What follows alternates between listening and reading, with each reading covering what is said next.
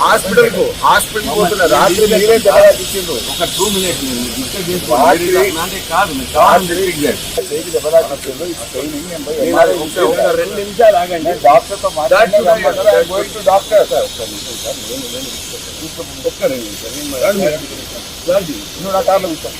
Police మీరు కావాలని నేను తీసుకెళ్తా. నేను తీసుకుపోయేదాకా మీరు పోలేరు. నేను అరెస్ట్ చేసినా అని చెప్పానంటే హౌస్ అరెస్ట్ అని చెప్తున్నాను కదా. ఇబ్బంది డాక్టర్ దగ్గర తీసుకెళ్తా సార్. నేను తీసుకెళ్తా.